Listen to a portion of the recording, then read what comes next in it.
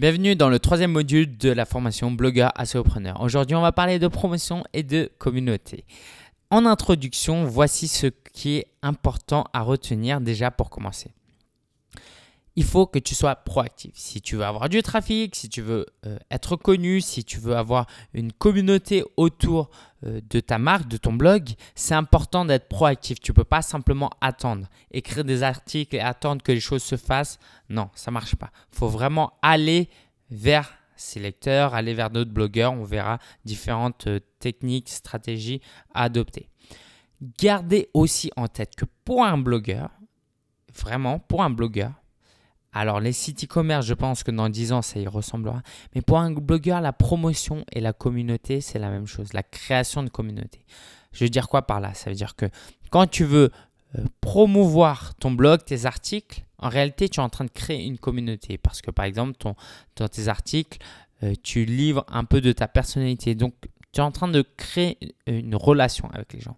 Et quand tu envoie des emails, tu réponds aux appels de tes lecteurs, tu cherches à créer une relation intime avec tes lecteurs, ça fait ta promotion. Exemple, ils vont t'aimer et ils vont parler de ton blog à d'autres personnes. Ok? Donc, c'est intimement lié. Tout au long de ce module, je veux que tu gardes ça en tête. Promotion égale communauté. Et puis, tu es un leader d'opinion. C'est important pour toi que tu prennes tu prennes cette responsabilité. Tout ce que tu es en train de faire, ça ne veut pas dire que tu n'as pas le droit d'avoir de défauts et des imperfections, mais tu es un leader. D'accord? Tu n'es pas simplement là pour amuser la galerie, quoique il n'y a rien de mal à divertir les gens, mais tu es aussi un leader. Tu es, si on prend les termes de Seth Godin, tu es à la tête d'une tribu. Ok? On va en parler un petit peu plus juste après. Commençons par les relations. Cette photo, c'est deux amis à moi avec qui j'étais très très proche quand j'étais en Erasmus en Espagne. J'ai pris cette photo exprès. Pourquoi? Pour te montrer que les relations, ça se bâtit en petits groupes. Si tu commences depuis pas longtemps et que tu as l'impression de ne pas avoir assez de trafic, pas assez d'abonnés, sache que si tu prends soin de ce cercle proche déjà, ça va t'amener beaucoup plus loin. Commence déjà à prendre soin de ces gens-là avant de vouloir avoir 1000, 10 000 visites par jour. Et de prendre soin de ce petit cercle-là, ça va vraiment t'amener plus loin. D'accord? Ce n'est pas que pour le fun. Ça va vraiment t'amener plus loin. Alors, comment? J'ai parlé de ce terme de tribu. Sache que tes lecteurs, ce n'est pas simplement une relation bilatéral. Ce n'est pas toi qui lui enseignes des choses et lui qui te remercie, qui te pose des questions. Voilà, ça c'est bien, c'est l'étape 1. Mais pour qu'une tribu existe, il faut que les lecteurs entre eux, ils se connaissent, ils aient des relations. Et quand tu arrives à être ce networker-là, à les mettre en relation, là tu as non seulement des gens qui s'intéressent à toi, mais tu as une famille. Et quand une famille s'intéresse à ce que tu fais, c'est pas la même chose. Ok? Exemple très concret, tu parles de ton lecteur, tu lui donnes un conseil, ce lecteur-là, il va en parler à un autre lecteur qui te connaît déjà et il va faire ta promotion, d'accord? Et ils vont se dire, ah mais ouais, mais c'est vrai que ce blogueur-là, il est génial. Et voilà, ça va vraiment t'aider pour faire ta promotion. Okay? Et puis surtout, garde en tête que ça leur apporte quelque chose. Moi, par exemple, je fais un blog sur le blogging. Il y a des gens qui bloguent sur l'éducation, sur la pédagogie. Mettre ces gens en relation, ça a énormément de valeur parce qu'ils ne peuvent pas parler de leur passion. Au final, pour eux, les techniques que j'enseigne, ce sont des techniques, des outils. Eux, ce qu'ils veulent, c'est créer des relations entre eux avec des gens qui ont la même passion qu'eux. Et toi, tu ne peux pas répondre à tous ces besoins-là. Okay? Garde en tête aussi que les blogueurs sont très importants. Ce ne sont pas des concurrents. Il y a de la place pour tout le monde et tout le monde est unique. Donc, tout le monde va attirer un type de lecteur particulier. Donc, considère les autres blogueurs comme des partenaires potentiels. Demande des interviews d'eux. Tu fais une interview quand ton blog n'est pas trop connu et que le leur est plus connu. Si lui partage cette interview parce qu'elle est de qualité à ses lecteurs, tu vas avoir énormément de trafic. Donc, privilégie cette relation qui démarre par un simple email disant que tu es intéressé par ce qu'ils font, ce qu'il fait et tu aimerais avoir une interview. Demande à écrire un article invité ou accueille des articles invités. Ça aussi, c'est super. Que l'audience de l'autre blogueur puisse être mis en contact avec ton contenu de qualité. Ces gens-là vont venir après aussi chez toi. Et tu vas être surpris de voir combien les blogueurs accueillent avec plaisir ces articles de qualité qui ne leur demandent pas trop de travail. Ils ne vont pas le voir comme un concurrent qui essaie de leur piquer la place. Crée aussi des partenariats comme de l'affiliation aussi. Si tu proposes un produit, forcément d'avoir des affiliés qui font la promotion de ton produit et qui touchent des commissions, c'est bien plus puissant que de faire ta promotion tout seul de ton produit.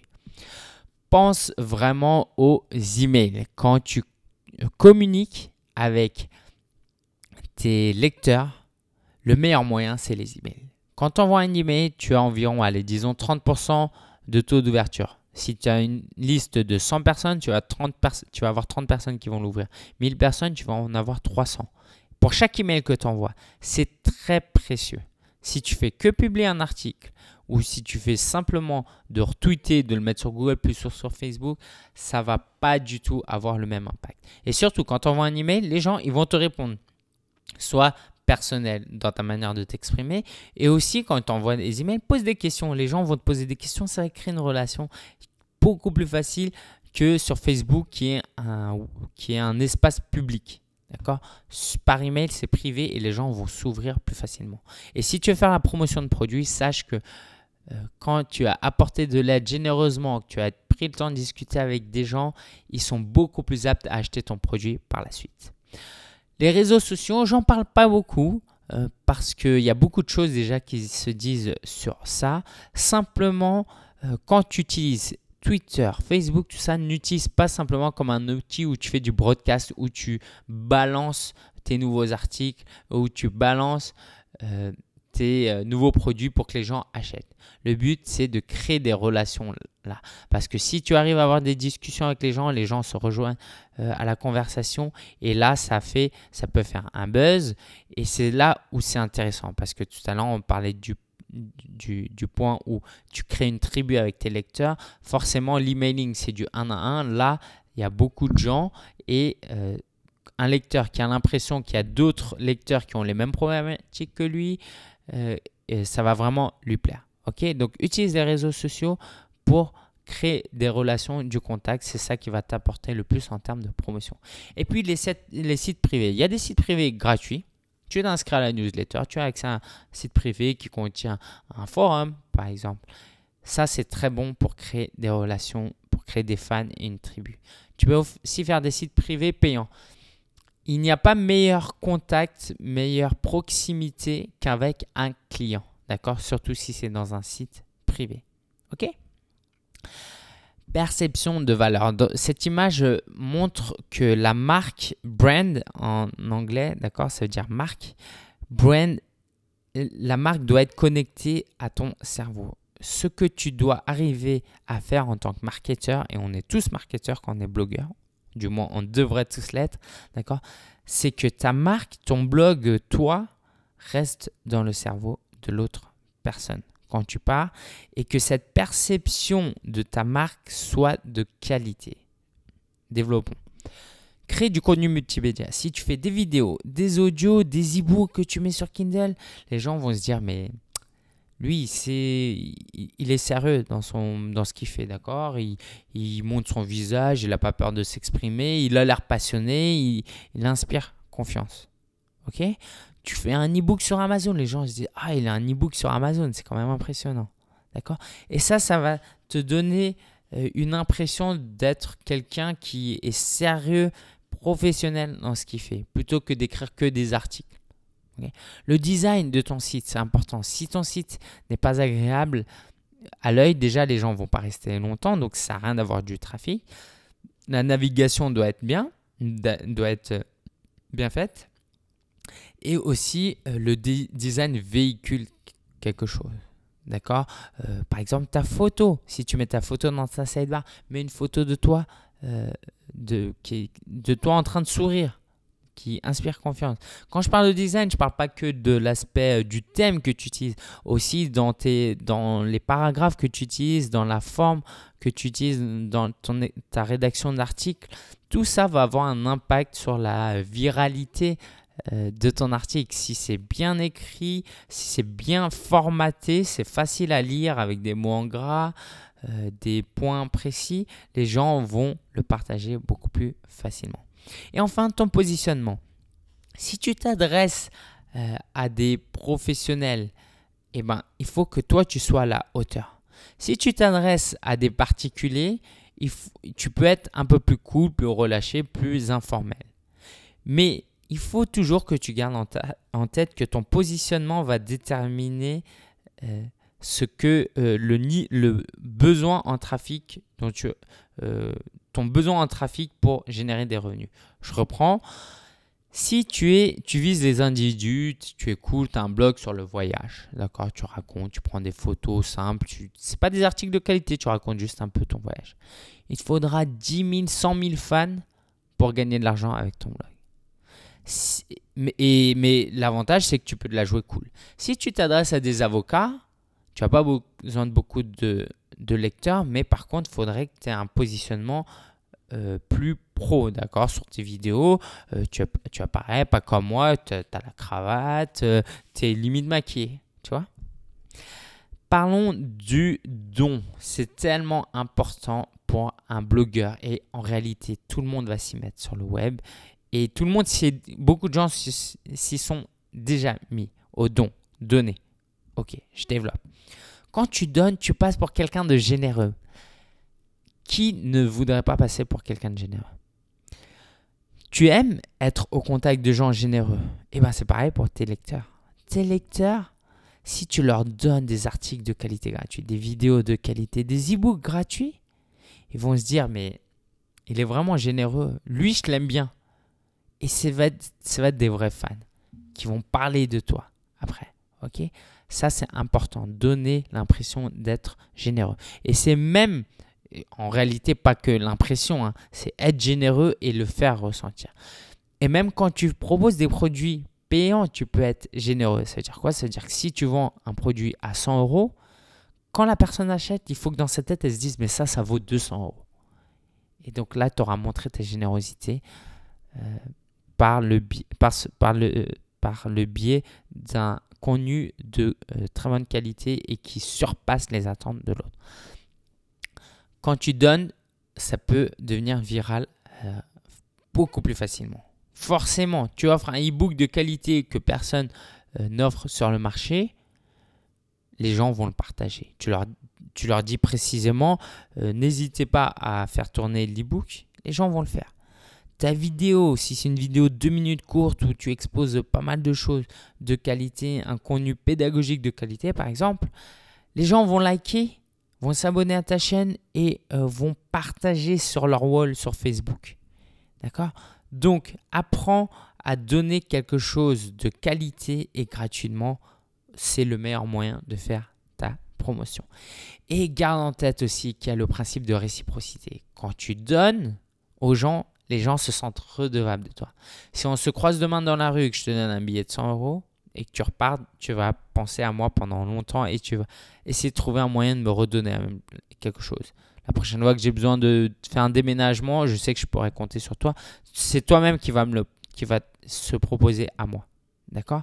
Donc, ce qui est intéressant sur le web, et c'est là que ça devient vraiment dingue et que le web apporte quelque chose d'unique et d'inégalé dans l'histoire de l'humanité, c'est que toi, tu peux passer 30 heures à faire un e-book super, à le donner gratuitement, que tu aies 10 personnes ou 1000 personnes qui le téléchargent, pour toi, ça te coûte le même temps.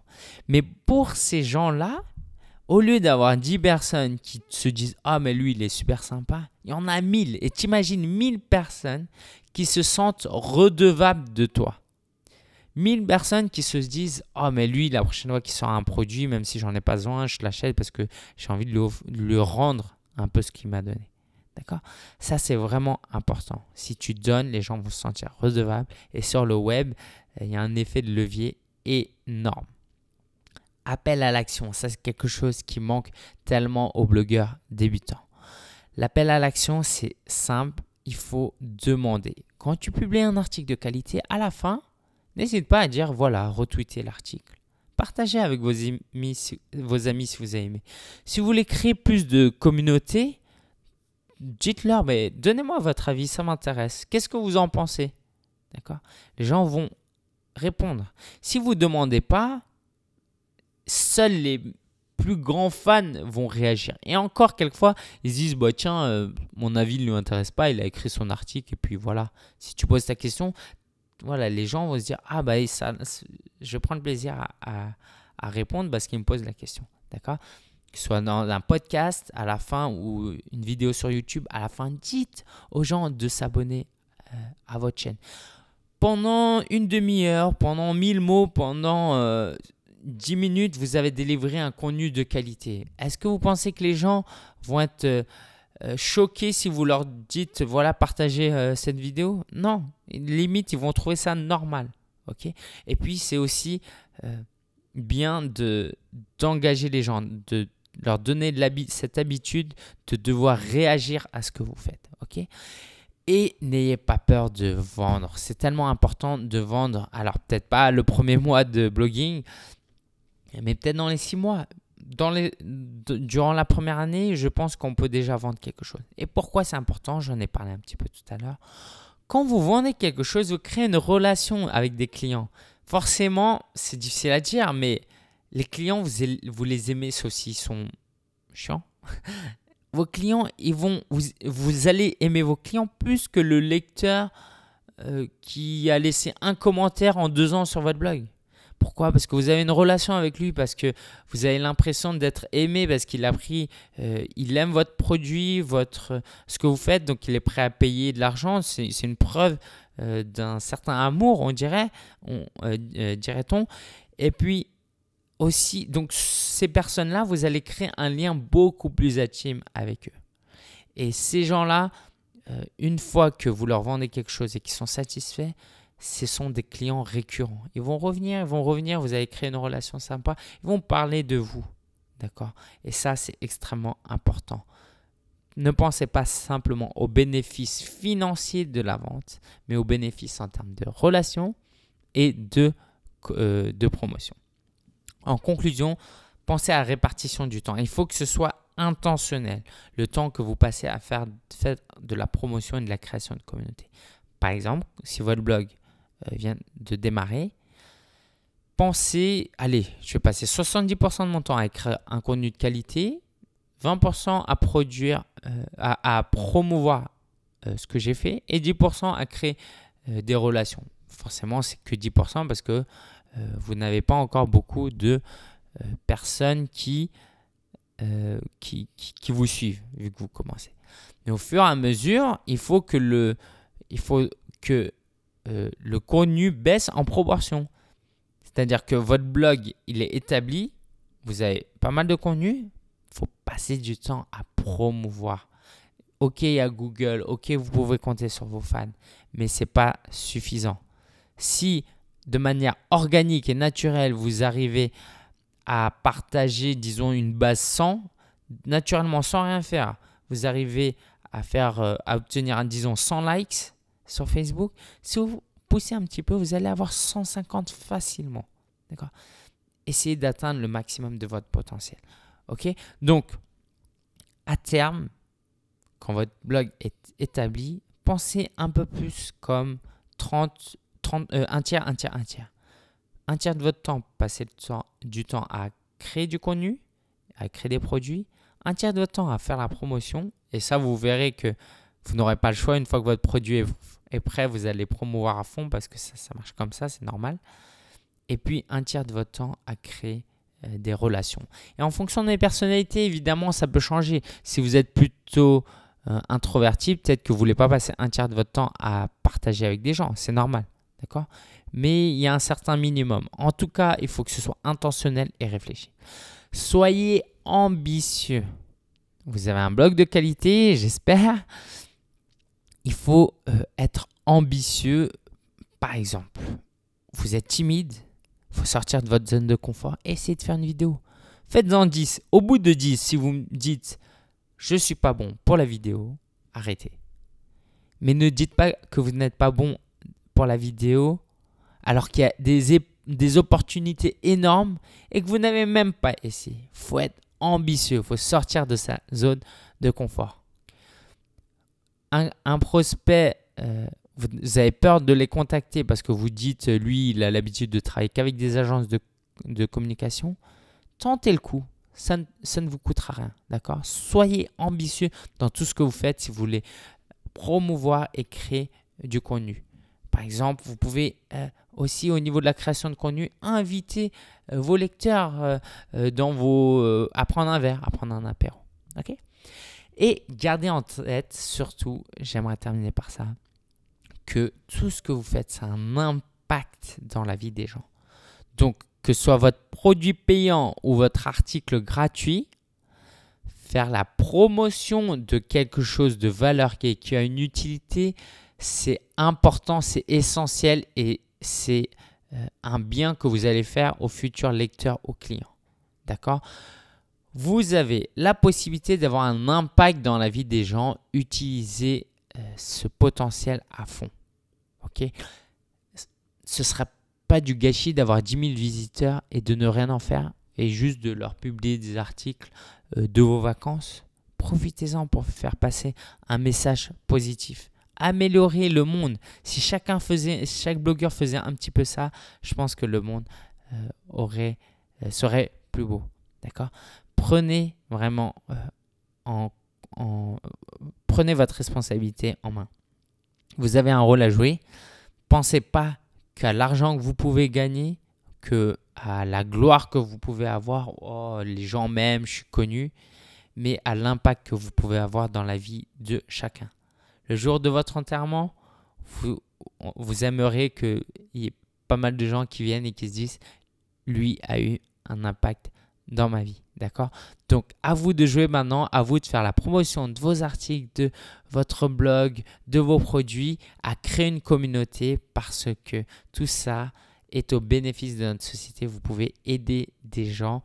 Ne soyez pas timide. Allez-y, sortez de votre zone de confort.